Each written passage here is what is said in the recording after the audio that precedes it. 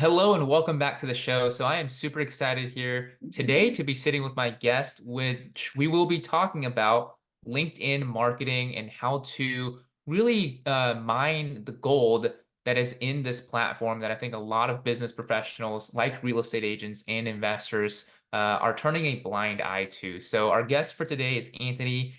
He has built multiple seven-figure businesses online and offline, and currently he's running two different companies. One that is helping other business owners converting leads that they already have that they haven't converted yet, and another one is helping people generate more business through the platform of LinkedIn. And I think it's going to be a really relevant topic. And I'm super excited to be digging into his process, his strategy, and the whole mindset and principle behind what to do on LinkedIn and how to do it correctly so that way you can build a thriving business. But Anthony, I'm super excited to have you on the show. Welcome.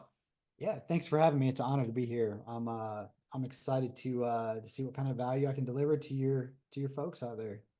Yeah, absolutely. I'm excited to see it as well. So before we get started in anything, usually we do this with all of our guests. Would you mind just kind of introducing yourself a little bit, kind of telling us your story and just digging into all the different businesses that you've built and how you kind of got to this point to what you're doing now? Yeah, happy to do that. So really the basis and the foundation of what I do and kind of like the purpose right behind what I do. You can see it back on my wall here for those that are watching this. But I've got two kids. It's my wife Jill, and it's Miles and Daisy. They're both adopted. And I'm a huge advocate for adoption and foster care because mainly because I was adopted myself and it changed my life. And so when Jill and I decided to have a family, it just made sense. Like we wanted to give back because we know just what kind of blessing it could be. And so we chose to adopted Miles at birth. So we were actually into the delivery room. I stayed behind the curtain because I'm not trying to get into all that. But Jill was actually able to cut the umbilical cord with Miles. And so we were there from birth. It was amazing. And then Daisy came along.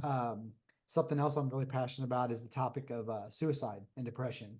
And so Daisy is actually my niece. And so Jill's sister is her biological mother. And she committed suicide. She and her boyfriend within 5 months of each other, which is a tragedy in and of itself.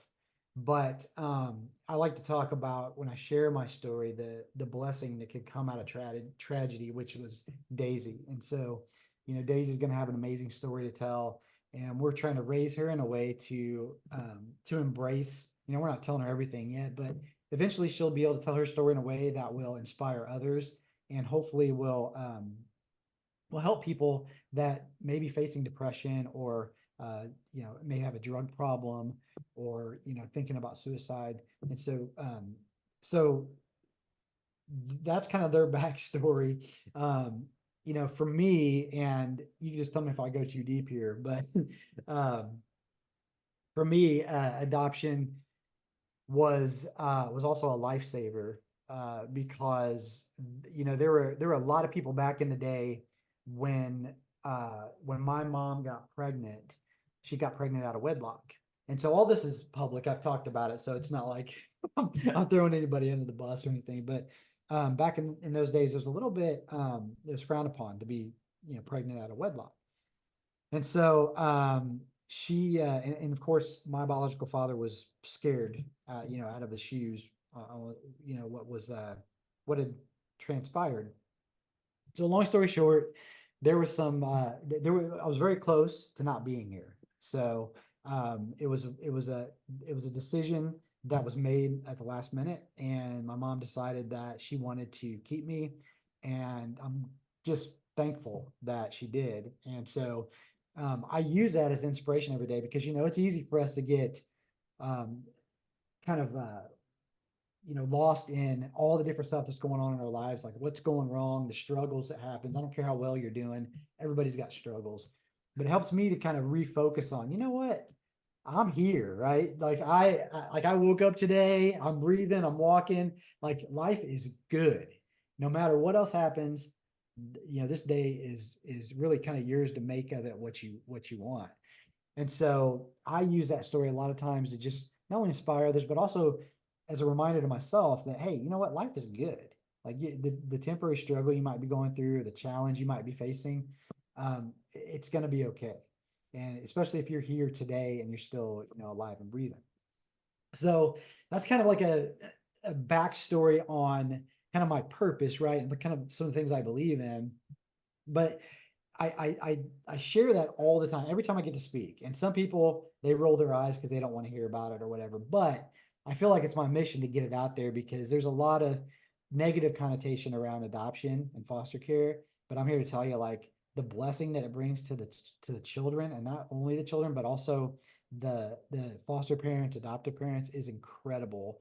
And then you've got those that are like, they're not really concerned about that part, but they're like, concerned about the economy. And I'm like, well, think about this. What if you were able to provide a skill set to these foster kids so that when they, instead of aging out of the system and getting thrown into society and not knowing what to do or where to go, they have a skill set? What could that do for the economy, right?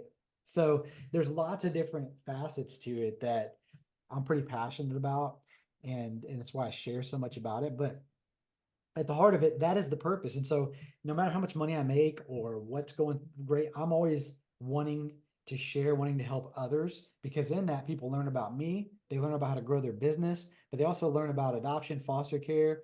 A lot of them learn about faith. I'm a man of faith. So there's lots of reasons why I continue to do what I do, but that's kind of the basic and the foundation basis and the foundation behind everything, if that makes sense. Kind of a long tangent, but um, I've been in business for since 2007, and I came from the corporate world. I was a sales representative for Johnson Johnson, sold medical devices, and one day I just got tired of the corporate world, and I had a friend that came to me and said, "Hey, I'm doing this cool little thing, and we're making about $1,000 a day, um, taking care of foreclosed properties and cleaning them out." And I was like, hmm, that sounds pretty interesting. So I went to lunch with him one day, and long story short, we decided to get me involved in that business. And I did really well. This was back in 2000, the end of 2007, 2008. So as the market was diving, we had, and you're probably familiar with this, and your audience is, REOs and property preservation. Well, started my own company taking care of these properties. Started in Kansas City, Missouri, quickly expanded to California, and then Jill and I, we moved from Kansas City to Arizona to expand there as well. So we were in Missouri, Arizona, California, and it was amazing, right? And so this same friend came to me and said, "Hey, I'm going to take you to this marketing event." And so we went to this, he took me to this marketing event in St. Louis, and it's Dan Kennedy, if you ever heard of Dan Kennedy. And I'm sitting here listening to all these people talk and share their stories. And I'm thinking to myself, these people are making all this money doing what? Just kind of educating and teaching other people. And so that same friend's like, you know what we should do? We should turn this into a business opportunity, teach others how to do what you've been doing and what we've been doing together. And so I agreed to do it. Started that business, went really well. I think the total number of people that came through that program was right around 10,000 people. So it was one of those times in the world where people were losing their businesses, losing their jobs, and we were able to help them to replace it because there was a very large demand, and it was not one of those businesses that took a lot of capital to get into. And so I have hundreds of success stories and really that was when I first started receiving those emails on how it's changed people's lives, I was hooked. So it was just a matter of like, I knew I always wanted to help people in their lives and in their businesses. And it felt a lot different from the corporate world. Yeah, corporate world, I'm like, okay, I don't get to really see the benefit. Plus, for the end result. And plus, every year you start over, right? There's all your work that you did that year. It's kind of lost on the second year. It's like, okay, what have you done for me lately? Type of dynamic. And it was really great to experience that success in business and to see it actually helping the people that were buying into the program and that we were serving. So that was kind of like the start of everything. And I parlayed that business. It fell apart because the partnership was set up in a way where I was kind of like trusting my best friend. And so I gave him majority ownership in it. And one day I was in my office in my home, and my son, Miles, he was probably, I don't know, 8 months old, maybe 9 months old, and had a seizure and stopped breathing, almost died. And in fact, I was giving him CPR as an infant. And so I was freaked out. I had no clue if he was going to survive. But just, by the grace of God, something told me to turn him over because he wasn't breathing. I tried everything and turn him over, and he took a breath, and I was like, oh my gosh. And then EMS walked in right there. And so while we were in the hospital, my best friend decided to draw up an amendment to the already existing agreement we had, where he had a lion's share of the decision making, but it gave him this amendment gave him even more rights to the business. And so basically what happened is he formulated a lie, told me that the Secretary of State was forcing us to put this amendment in place. I wasn't worried about it at all. I was like, my son's in the hospital, whatever. So I didn't read it fully. I signed it, and effectively what it did is it gave him another half of my half of the business. And so that business fell apart. And the silver lining in it, though, is after I got through the whole like crying myself to sleep every day and all that kind of thing, I realized that I'd learned a skill set. And so I took this skill set and basically long story short, I turned it into what we have today, and the way I serve people today. Because LinkedIn wasn't everybody thinks LinkedIn is a place to go get a job or post a resume, right? Or put their CV up. I thought the same thing, because when I had a friend come to me and introduced me to LinkedIn when I was going through that business breakup, and he's like, "Hey, we're doing some pretty cool stuff on LinkedIn. You should check it out." And he was a friend that I met through high level mastermind. It was called War Room. I don't know if you remember that. Digital marketer used to have War Room.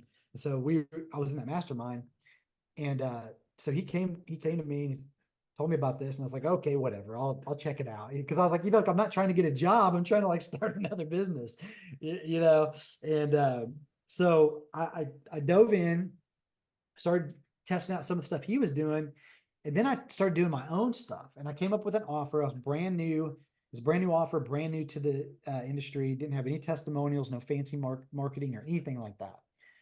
And in the first 30 days, I sold $30,000, collected $30,000 in sales from what we do on LinkedIn, with another $30,000 in recurring on the back end. And I'm sorry, $60,000, and then 60 on the back end. And then I was thinking to myself, you know what? Sometimes you get lucky in marketing, right? Sometimes you just happen to be at the right place at the right time, and everything aligns. And I'm like, okay, well, I'm gonna keep going at this, see what happens. The next 30 days, it was the exact same results. And so once that happened, I knew that I had a system, I had something that was duplicatable, and I knew I was onto something. And that's when, of course, everybody, the mastermind and other people were starting to ask me, okay, what are you doing on LinkedIn? And that started all that stuff, right? It's like a snowball effect. And so that now we're sitting on, going on like 8 years now since we've been leveraging the platform. It's still, even though there's a lot of people moving on that platform, it's experienced crazy growth, a number of users. It still is it's kind of like a wild, wild west in terms of being able to get a lot out of the platform if you just know what to do, right? There's a lot of people on the platform, and they either don't know what they're doing, or they're doing something that is it just screams like spam, right? It just screams like pitch, pitch, pitch, pitch. But if you're there to build relationships and you do things the right way, you can mine leads, clients, you know, private lenders, you name it. If they're on LinkedIn, you can mine them out of LinkedIn with the right process. So that's a whole lot for you to consider, Kobe. But and I probably left some stuff out, but you just let me know if there's anything else that you want to know about the background piece of it. And like I said, I'm an open book, so happy to share with everybody. No, absolutely. I love that you shared your story with us, Anthony. I mean, I think, it's very important that we understand where, why people do the things they do, right? Instead of just kind of talking about, their business and what they're doing and all the success they're having, which is great, which is, we definitely want to dig into, but understanding the reasoning behind that and knowing who you are, I think that makes it easier for people to resonate with you and also understand your passion, right? Because we all do this for a reason, right? Nobody does it just to run a business, right? Or maybe a couple people here and there, but there's always an underlying reason. So thank you for that. But on the topic of LinkedIn, right? I think it's really interesting because it's a platform that a few people talk about and have had a lot of success with, but I think the majority of people, especially I would say real estate agents and people who want to leverage it for business, don't really know where to even start, right? And we've heard a lot about the opportunity on LinkedIn, like you said, it's like the wild, wild west, to be able to cultivate more business there. So, would you mind just sharing maybe a little bit about what that opportunity is and why you decided that LinkedIn is such a powerful platform for service-based businesses like realtors to be able to kind of go out there and generate more clients. Yeah, absolutely. The biggest difference, so you've got Facebook, you've got Google, you've got all these other media platforms that you can go and buy ads and run traffic to your offers and whatnot. The biggest difference between, say, like Facebook and Google and LinkedIn is that you can go on LinkedIn, you can go directly to you want to target, and you can create a messaging campaign to reach out to those people. So you don't have to pay for advertising. I mean, you can, but like we don't. We get it so much out of the organic side, the free side, that we don't have to, I say free, but you definitely want to have like the Sales Navigator tool, which is a search tool that you can create targeted lists. Um, but other than that, it's you can get so much out of the platform for free that you don't have to pay for their ads. Now some people do, but we just don't ever find the need or haven't up to this point. So you can go directly to the people you're trying to target. There's no learning curve. You don't have to train a pixel. You don't have to buy the data, right? So with Facebook and other advertising, typically speaking, the first part of your investment is all about gathering that data, right? And sometimes that's tens of thousands of dollars to figure out who you're trying to refine and get down to. Don't have to worry about that on LinkedIn. So let's say you want to target, some sort of real estate investor. Maybe you're an agent and you're investor friendly and you want to target a specific type of real estate investor. Well, you can find them on LinkedIn. And then as you're building up your list and you're having conversations with these investors, now you could take and you figure out that that's your avatar, right? That's your target. You could take that list and bring it over to Facebook and create a similar audience. Then you save yourself a lot of money if you're going to run ads because you've already got the data. Now that pixel that you're going to, the Facebook pixel is going to learn a lot more quickly and it's going to save you a lot of money. It's going to be a better return on your investment. So anytime we ever do any advertising or our clients do, we tell them, look, start with LinkedIn and then move over because then you're going to get a better ROI across all your marketing activities, if that makes sense. Yeah, yeah, it does absolutely. And I've never really heard of anybody using that strategy, right? Where you're almost using LinkedIn as like a data mining system, right? To get the data that you need and then even being able to take it off the platform and, just run ads more efficiently on Facebook and other platforms like that. So, on the strategy that you were talking about, I think a lot of people, when they think of LinkedIn, they think of, what should I be posting, right? Should I be writing articles? Should I be doing this? Should I be doing that? Um, you know, would you suggest doing that, or do you think, LinkedIn is more of a platform where you're reaching out to people directly instead of it being like a content posting platform?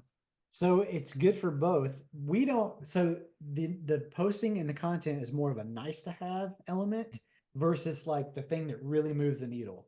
The thing that really moves the needle is creating your targeted list and having the right messaging campaign that goes out to them that leads them to where you want them to go. And it's got to be conversational and you have to be focused on the relational aspect. So not transactional, because most people still today in business, even though they know they shouldn't be, they're thinking transactionally, right? It's like, I need this money. I need them to become a client. This person has to become my client. I have to figure out how to get them to be my client. But I could tell you, if you change that mindset and you start operating out of the, relational philosophy, what's going to happen is, as you bring people into your world through these campaigns, you're going to find that even if that person themselves is not an ideal fit client after you talk to them, that somebody they know probably is. And you know what? They're going to probably send them to you because they had a really good experience, really good conversation with you. And you didn't appear to be like every other, don't take this the wrong way, but I've got enough experience with real estate agents to know that not all real estate agents are created equal, right? So those who are willing to step out of the typical frame of mind and into the more relational, and I think probably everybody that's listening to this or watching this knows it, but those that have really good relationships with referral partners, with their client base, those are the ones that they rise to the top, right? They have the businesses that are sustainable over a long period of time. And so if you can apply that philosophy to LinkedIn, you can do some really great stuff on the platform. So going back to your comment about content, I do recommend that you create content. Like, so your podcast, for example, like if we were working together, your podcast would be something I'd say, look, Kobe, let's make sure that you're posting that on LinkedIn, right? You're using that as a way to play nice with the algorithm. It won't be the thing that moves the needle the most, but those podcasts that you're posting and that content's going to help you overall, because LinkedIn has an algorithm that does factor in some of that content. So if you've got good content, which you do, you want to post it there, and you keep some of those people engaged, because people bounce around on LinkedIn just like they do on the internet. So you want to, you want to have something for them to look at, which is one of the reasons why we'll talk about this a little bit more probably. But the first thing you need to do on LinkedIn is make sure that your profile is optimized, and it's optimized for your ideal target audience, right? And it probably goes without saying, but it's one of the things I see everybody missing, even those that are attempting to do it the right way. So, and we can get into that if you want, but does that answer your question so far? Before I tend to go off on some tangents because there's so much you could be doing on the platform, but I want to make sure that that we keep it as concise as possible so that the people here can take what we talk about and then go use it today. Yeah, no, absolutely. I think it's important because there's people who are just posting on LinkedIn, right? There's people who have their LinkedIn profile and they're just posting and they're not reaching out to anybody on the platform. And that would be a mistake, right? Because that's not the only thing you should be doing. That's not the action that actually moves the needle. So I think this is a good place to start, talking a little bit more about, how to optimize your profile, right? Because I would say that's probably the first thing, if you would agree, that if you're going to want to leverage LinkedIn, that you should be doing. So if somebody was new to the platform or somebody wanted to leverage the platform the right way, what are some things that you're seeing now from just your clients and other people who are on LinkedIn as far as the mistakes that they're making with their profile, and what's the best way to actually optimize their profiles? Yeah. So the first thing that we always start with is that there's 4 areas of your profile you want to focus on first. The first one is going to be your cover image. That's just that, that background image that sits behind your photo. It's on your personal profile. And by the way, we're talking about your personal profile, not your business page. You can have a business page, but where most of the magic's going to happen is from your personal page. And the reason why that's important is because people do business with people, not businesses. So these days, people are going to look you up. So, and that's because they want to know the person behind the business. Everybody does it.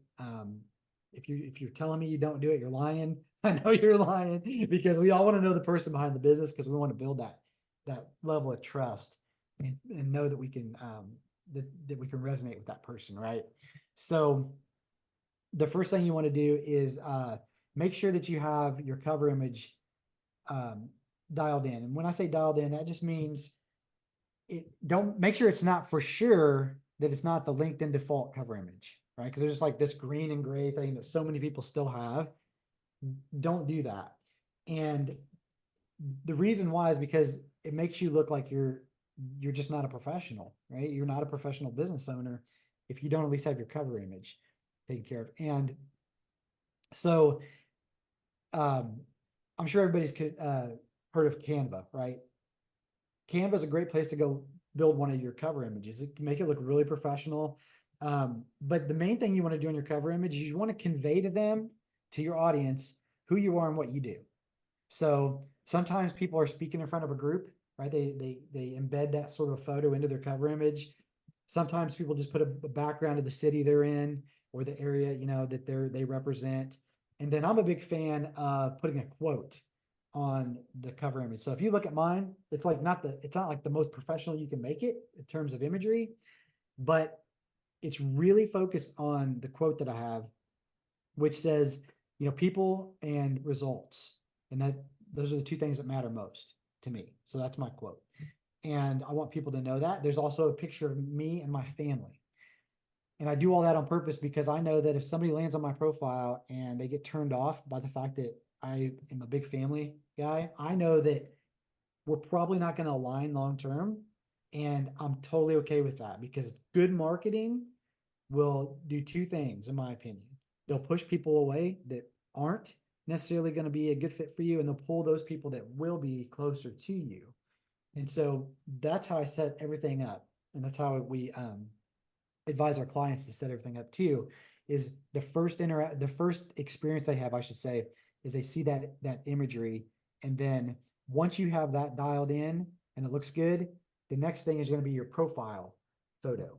Your profile photo, believe it or not, is one of the things that just shocks me that people they get wrong. And especially like God love everybody here, especially in the real estate agent market, because a lot of times we're so caught up with looking so airbrushed and so perfect that we miss the opportunity to come across as genuine and authentic. And I can tell you that one of the biggest things that resonates with people, your audience, your prospects, your clients, from now until the end of time, especially with AI now just infiltrating the market so much, is you being able to be authentic. And one of the small ways that you can come across being very authentic is looking like you look, right? It's like the filters and the airbrushing and all that. If somebody, think of it this way, if you're going to meet somebody for coffee and you show up there and they may not recognize you, then your picture is not right. Your picture's not the way it should look. So make sure your picture looks like how you look now, not 10 years from now, or not like a 10 filtered airbrush version of it, if that makes sense. Yep, absolutely. So I mean, that's something that I think a lot of real estate agents can work on, right? You hear the stories all the time of them not being the same person that is actually in their profile photo. So cover image, profile photo. Was there anything else, Yeah, in your yeah, profile? absolutely. Yeah, so and the reason why the I spend so much time on the imagery is just because, our brains, we remember, like, I don't know, 20% of what we read, 80% of what we see. So anywhere, and this stands true across your other marketing assets too. Wherever your picture's at, just make sure it looks like you, right? You want to have a consistency across the board, because what's going to happen is you hand out your card, or you're interacting with somebody at a networking event, or you're running an ad, whatever. Remember I said they're going to Google, they're going to Google your name, and what's going to happen is LinkedIn, if you have a profile, is going to show up at the top of that search result. And that's because LinkedIn has a near perfect Moz domain score, which just means that Google and the internet gods love LinkedIn. So depending on how your profile looks, it's going to count for you or against you. So if you've got a LinkedIn profile, you want to do some work on it, right? So optimize it a little bit, but look authentic in the process. So imagery, cover image, profile photo, and then right below your profile photo, there's an area where you can put what we call a headline. But a lot of people put just their name and their title. What you want to do is you want to create an attention grabbing headline there. So if you work with, real estate investors, or you work with like C-level executives, or maybe you're a relocation specialist, you want to come up with a headline that grabs their attention and makes them want to scroll, right? Because when they land on your profile, the minute you send a connection request, they're going to go to your profile. They're going to see your cover image. The next thing you're going to see is your profile photo, and then they're going to see your headline. All you're trying to do with these things is earn more of their permission to gain more of their time, right? Because I don't know about you, Kobe, but nobody has ever to my knowledge, ever given anybody their money first before giving them their time, right? So we want to earn more time from the audience in that ideal prospect. So your headline should just be attention grabbing. And by the way, I'm gonna give everybody an opportunity to grab a free guide that will go deeper into not only what we're talking about here, but some other areas of the profile so they can apply it to their profiles in their own time. You know, because I know we're limited on time today, so I want to make sure that they get as much value as possible. Um, so the headline will be the next area. And then one of the next areas that's very, very vital is the about section. The about section is another area where a lot of people, remember we talked about the kind of the belief of LinkedIn being a place to go find a job or hire somebody or post your resume. Most people are posting their resume on this about section area. And this is a place where you really want to expand on who you are in a kind of a more salesy type of way, like it's written like a sales letter is what you really want to do. You want to, if you don't know what a sales letter is, just Google it. There's plenty of templates out there. You can look at my profile if you want. I use a specific structure that just is very conversational. And if you were to look at my profile and if you grab the guide I give you, you'll see there's a specific kind of format that you could plug your information into to make it work. But you want it to be more salesy and not from a braggadocious standpoint, from like a problem solving. Like, how do you solve the audience's problem? And then you can mix in some of the examples of the results that you maybe some clients you've worked with, that kind of stuff that kind of backs up what you're saying and give them a kind of paint a picture for them on what it would be like to work with you while also positioning yourself as the only sensible and logical choice right? When it comes to what you do. So the about section there, it's probably it's going to be the biggest area that you have to talk about your service, your program, whatever it is that you're offering and what you do.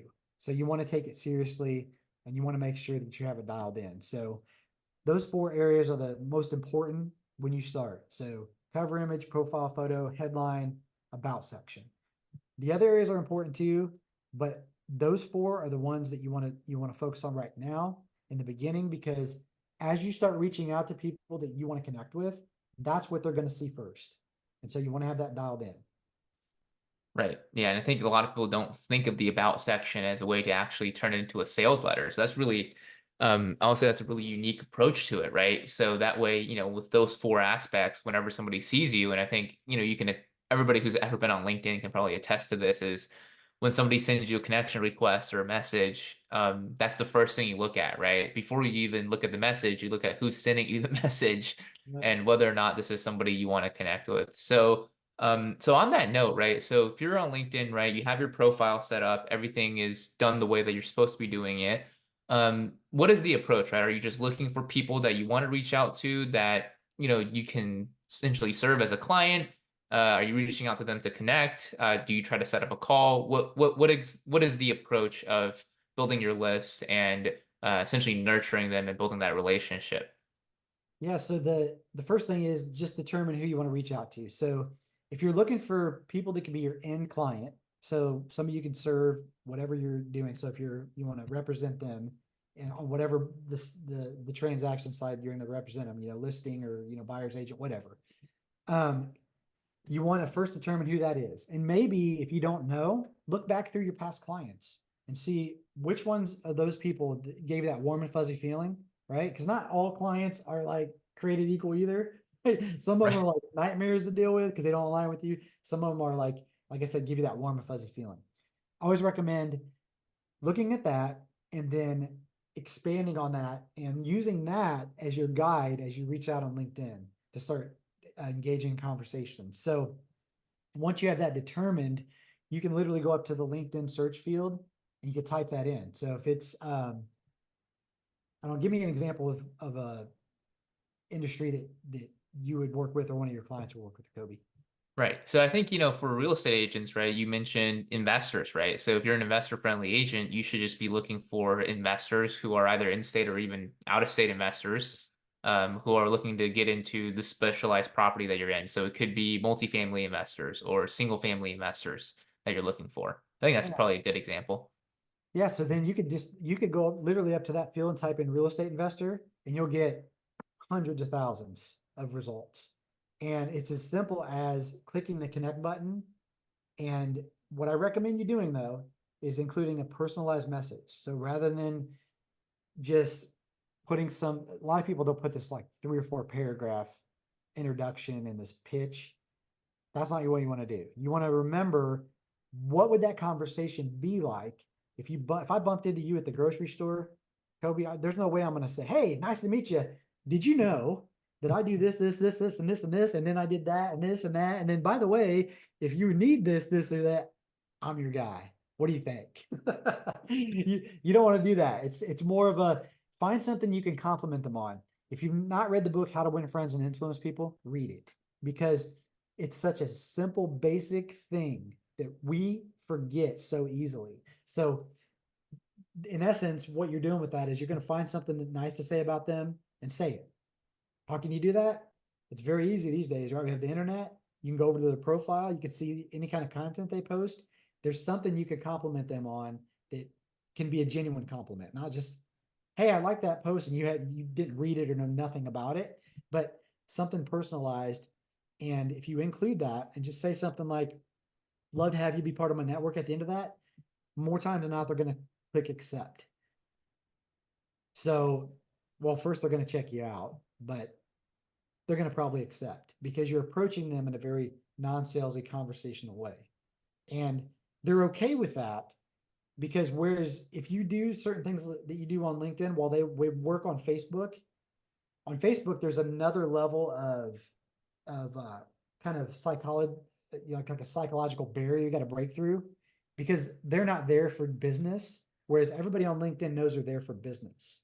So if you just treat them right and you have a conversation, you're going to get a lot more out of the platform by doing it that way. So search them. Real estate investor. If you want real estate investors that are also like in a certain profession, you can do that as well with Sales Navigator. So it could be like real estate investor and plastic surgeon or whatever, right? And that will give you their search results. And you do the same thing. You just reach out, and I recommend just creating some consistency. Maybe every day you reach out to 10, 15, 20 people, and you're following up with them, and you're, as they're responding to you, you're keeping your inbox clean, so to speak. Just keeping up with everything. So that's kind of the connection. You want to think about too, as you're doing this, what is something that you can give them that is valuable? So before you ever ask for an appointment or a conversation, what is something that you have now or can create that can deliver some value? So consider your audience, whoever you're reaching out to. Is it,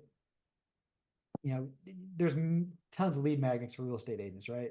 But if you've got a lead magnet, think in terms of, you might even want to look at your lead magnet, make sure that it actually delivers some good insight, and use that as a giveaway. Get them to raise their hand, just offer it to them, let them know there's no strings attached. Just, you're starting off on a new relationship, give it to them.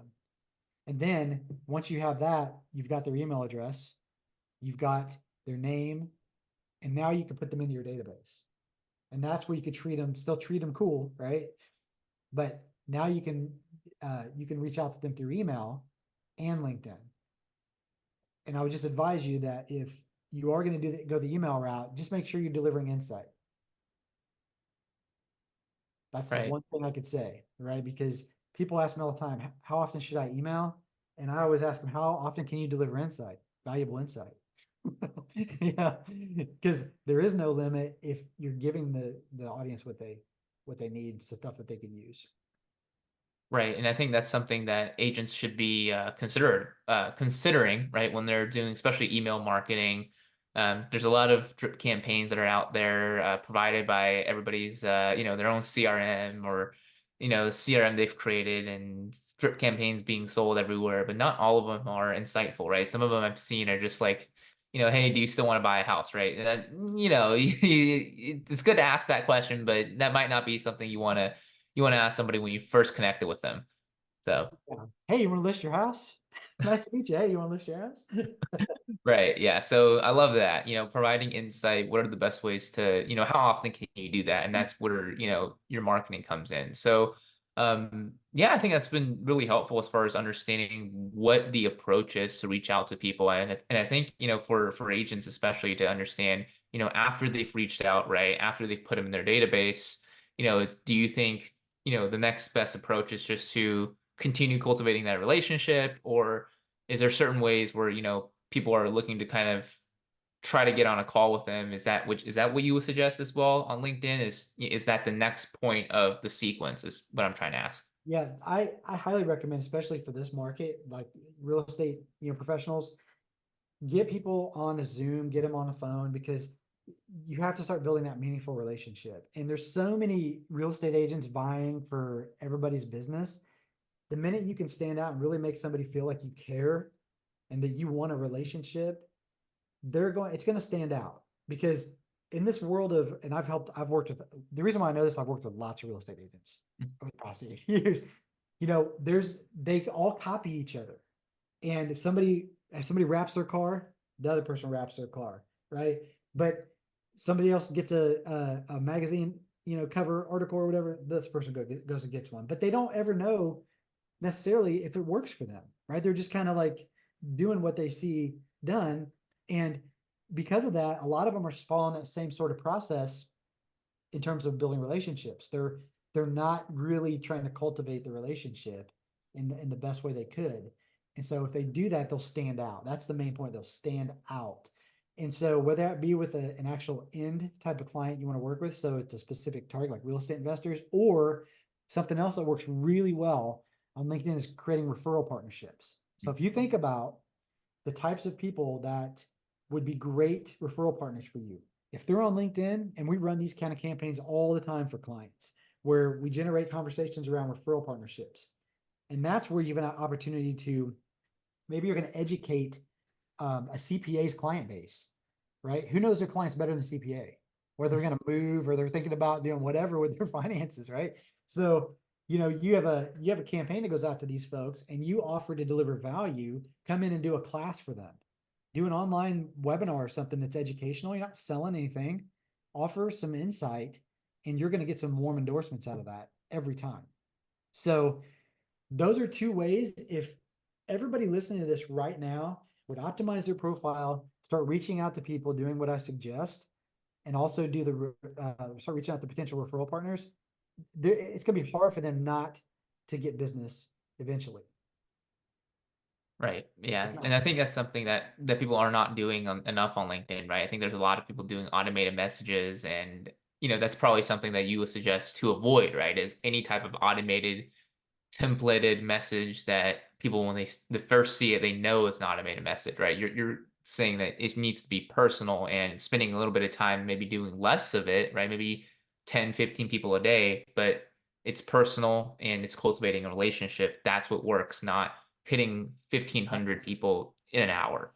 right. Well, can you imagine if say you had 10 or 15 or 20 referral partners that sent you a deal every like 60 days, or maybe even more than that? I mean, that's what I'm talking about. The people, they get caught up in, like, they're like, I want to build this big business, and they forget that if they just will cultivate, like if you had 20 referral partners that were good referral partners, that could change your business in a heartbeat, right? So taking the time to do that is absolutely worth it.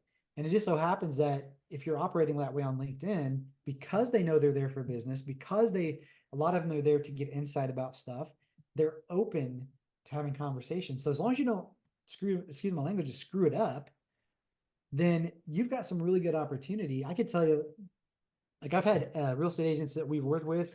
I had just one example just comes to mind right now. Was 80 years old. So 80 years old, still an agent. He's a real go-getter, obviously. um, so we implemented some stuff for him, and he got two investors within a few weeks that were ready to buy some properties. And he ended up making, like, I don't know, $50,000 of commissions off of this. So, there's a lot of money. The other thing I didn't mention is that the average median income on LinkedIn of the users is much higher than it is on other social media platforms. So if you're looking for people with money, you're looking for celebrities. I have a client that landed William Hung. You know who William Hung is? He was on I don't know American. him personally, but Okay, look him up. He's like he's arguably one of the most famous contestants on the platform or on that show, American Idol, next to, of course, Carrie Underwood, Kelly Clarkson. But he's the one he did the cover of She Bangs by Ricky Martin, and he does not have singing talent, but that's what his rise to fame was. Because anyway, long story short, if you're those type of people, you may not be able to reach him other places. You can reach him on LinkedIn a lot of times. Professional athletes, I mean, high level executives, CEOs. I can't tell you how many people say, well, my audience is they're high level this or that. They're not playing around on LinkedIn. And I'm like, well, actually they are. yeah, You have to reach them. And if you look at LinkedIn's analytics, their high net worth members, they're 2 times more active than the average user, and they check their messages 2 times or 84% more often than an average user. So, it makes sense to me that if you're not running on LinkedIn, you probably should start doing something over there because you might even just get lucky, even though if you don't know what you're doing, you run across somebody that's ready to do something right now, and you just happen to be the person to show up at the right yeah. time. No, that makes a lot of sense. And if you think of like other platforms, right, trying to reach people directly is very difficult to do. So like with Facebook, right, you mentioned, and I'm thinking like Instagram, with a lot of these, like you said, higher net worth individuals, people with more gatekeepers in their, in their circle, or, they're able to, you can't just direct message somebody on Facebook Messenger, right, without being their friend, right? And a lot of times people don't even see those messages, or they don't even see the connection requests, right? Same Yep. thing on Instagram, right? People are not seeing your messages to them unless they follow you and they also accept your message, right? On LinkedIn, it's something completely different. You're almost on a more of an even playing field where if you send somebody a connection request, right, you're able to send them a personal message and have them see kind of who you are. So it's something that, people don't think about a lot of, but if you're familiar with direct approaches on these other platforms, it makes a lot more sense to actually, to do it on LinkedIn instead of these other platforms that are out there that you're probably never going to reach somebody on the level that you would on LinkedIn. Yeah, it's just more direct, and that scares the heck out of some people, but for some people like me, it kind of liberates you, right? You're like, hey, I know how to kind of have a conversation. I'm cool. I'm gonna treat everybody cool. I'm here to serve. So it's pretty liberating when you can get used to that. Yep, absolutely. Well, Anthony, I want to thank you for being here today. You shared a lot of value with us, and on LinkedIn on and how to approach it the right way with a value-based approach instead of the wrong way that I think a lot of people are doing today that are leveraging the platform. So for people who want to know more about what you do, maybe they want your help, maybe they want to just learn more about how to best leverage your LinkedIn profiles to generate more clients, what are some of the best ways that people can either reach you or find you on the internet, right? Aside from your LinkedIn profile. Yeah, is it okay if I share my screen here for a second? Uh, yeah, should be. Go ahead. Let me make sure you can do that. And I'll Yeah. give you this. Okay, cool. So here's a couple ways that people can get a hold of me if you're watching this. You can scan that there, the QR code. If you want to chat, we can hop on a Zoom. I'm happy to hop on a Zoom and run through some of the stuff on your profile to kind of show you how to apply it specifically to your market and your offer and your personality as well. But yeah, so this guide, if you want to download the guide, it walks through everything we talked about today in a little bit deeper detail, and it covers some other sections of the profile that are important to you. So if they scan that, or if they text the word guide to 737-373-4989, then that's another way that they can get it. I'll also send this to you, Kobe, so that you can, if you, depending on where you're posting this video and this podcast, they can also um, grab that information there too. Yeah, absolutely. Thank you so much, Anthony. I'll make sure to leave that in the description and the show notes down below in the below this episode as well. So thank you, Anthony, again for being on the show. Before we let you go here, is there any last pieces of advice, any last tips you want to leave with us here today? I would just tell people, if you're not on LinkedIn, you need to at least get involved a little bit. Like maybe you're not going to jump in both feet right now. Do something, because if you do have a LinkedIn profile, like I said, people are going to Google your name and your LinkedIn profile is going to show up on the first page, if not in the first position. So the more you can show that you have the lights on in your business, the better off you're going to be, and the more professional you're going to look. And depending on what market you serve, if you're selling high-end homes, the more you're going to have to show up that way. So I just recommend getting involved to some degree starting today. Absolutely. Thank you so much, Anthony, for being here, and thank you for tuning in. And we will see you guys on the next show. Take care.